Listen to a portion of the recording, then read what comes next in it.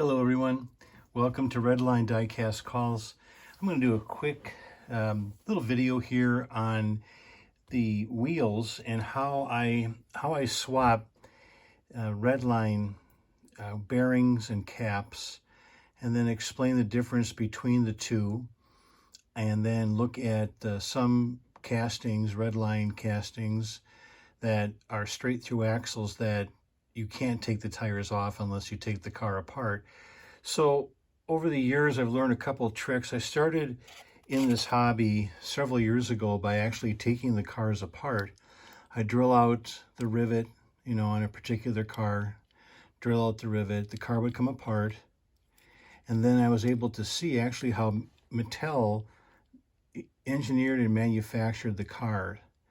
So then I basically reverse engineered in my knowledge of Redlines and the beauty that really goes along with this hobby. So let's go through this.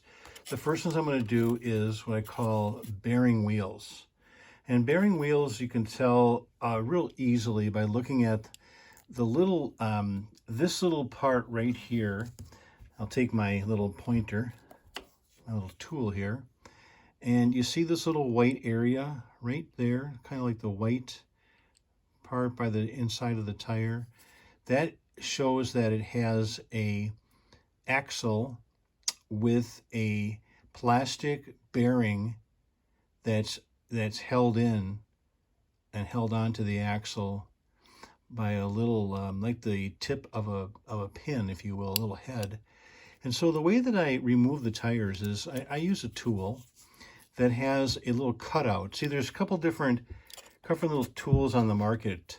You can use a tool that has the axle adjuster and the little, hold on to the chain. At least this is the way that I do it.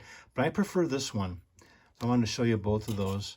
So what I do is, especially with US, this is a US casting. I'll show you the difference between the US and the Hong Kong. So the US casting is, you see how that this basically sort of fits underneath the body.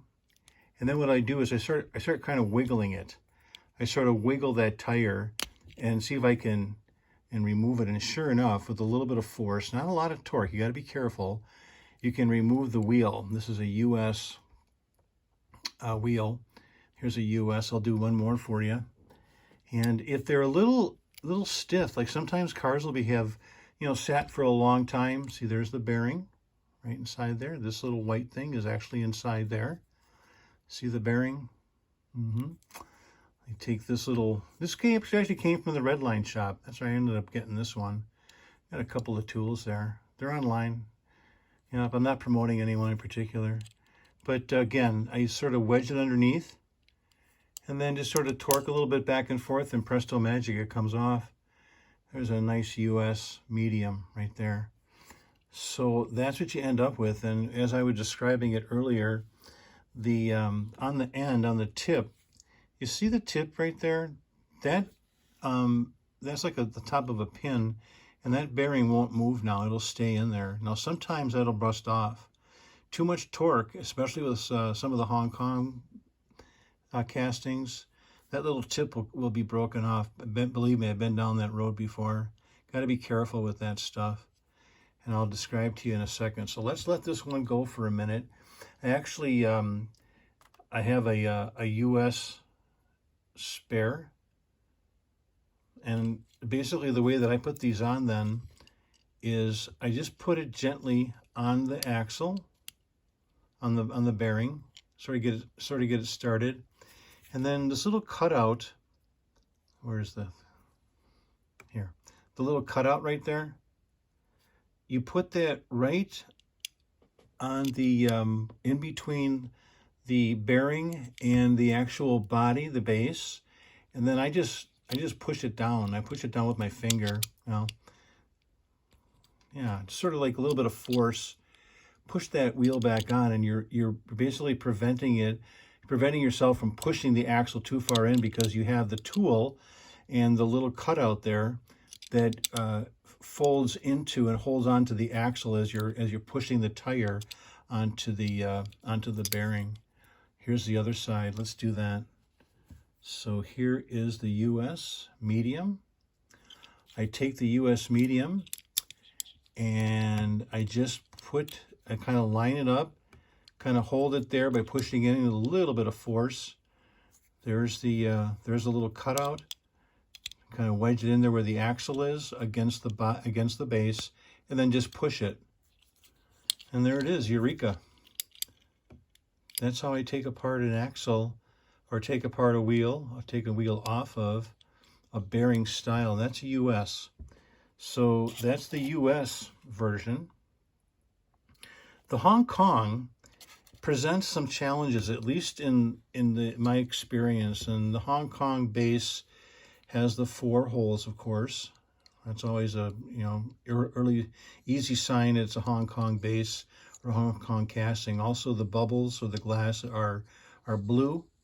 And with the Beatnik Bandit casting, the steering wheel, it looks like a steering wheel, versus the Beatnik Bandit that is a US, and it'll have a stick, an actual stick steering wheel. Anyway, here's the deal with this. So what I do in this case, because Hong Kong axles are a little bit more gingerly, I've ruined some axles with these things. I use some what they call and you certainly can have all different kinds of styles, but this is actually an oil that I use that my wife uses on her sewing hobby downstairs, but it's a sewing machine oil. And what I do is, this is how I do it. I'm just saying, there's all different ways of skin of the cat, so to speak. But you see, the oil would come down just a little drop. I'm only looking for a real little bit as it comes down, and then I just put a real little drop. Well, you get the idea. Try to keep it to a drop. And what I do is, the reason I'm doing that is I'm trying to lubricate the bearing so that I don't damage the axle. So I'm sort of wiggling a little bit. I've lubricated that a little bit, and I sort of go back and forth, a little bit of torque as I'm doing that. You can see the bearing is starting to show. Some of that white is starting to show, right? So, oops, hang on, folks. My camera just went bonkers here. Hang on, we'll get there. And a technical issue with my camera. There we go. Hope that works.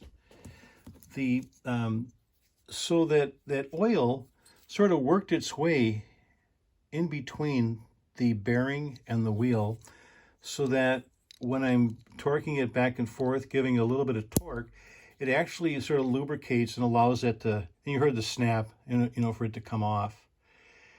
I just don't trust Hong Kong castings. Again, I've been down this road before where I've ruined an axle. I've ruined a casting by having it break right off, or actually pulling that wire, the whole wire out of it, how it's seated. You see the wire? You can see the two little parts right there, wire and wire there. That's actually goes back, and it's seated inside underneath that casting. And if you have too much torque, you're going to pull that off. It's called a floating axle, and that's no good. You don't want that to happen. So I have a replacement right here. By the way, you can tell a Hong Kong wheel versus a US wheel by how shiny the darn thing is, right?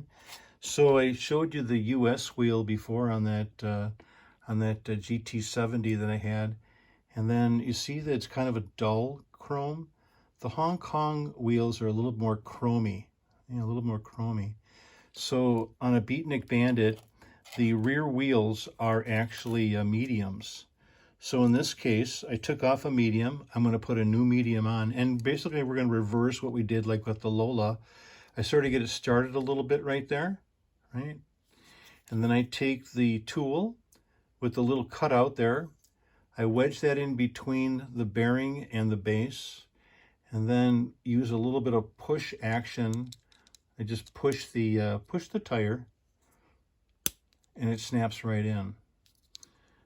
And then there you go. That's the one I just replaced. So that's an upgrade. I upgraded the wheel. Isn't that nice? That's how you do bearings. I use this tool. So for the caps, the next section right here, cap wheels. Cap wheels are done a little bit different, and a cap is actually a half of a wheel. So this is a full wheel, right?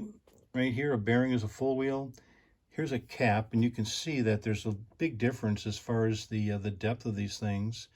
That's the bearing and the inside. A cap actually snaps onto a base, and I'll show you the little base that Mattel built into the casting and into the design of the wheel. Get these little, you can see what those are. So we're going to take a peeping bomb.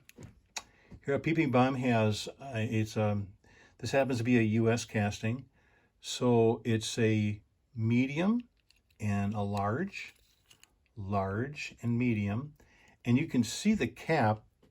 Let me grab this thing. There's the cap. You can see a little edge. Let me grab my sharp edge here. You see that right there, the line? That's where the base is on the cap, and then this is the actual cap.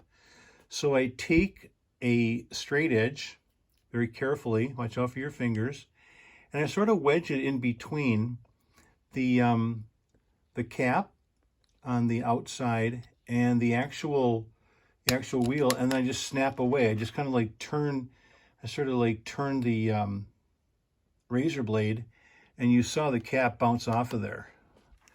So that's the base. That's what the base of a cap wheel looks like. And then what just popped off is the US cap right there. So how do you put it back on again? Real simple.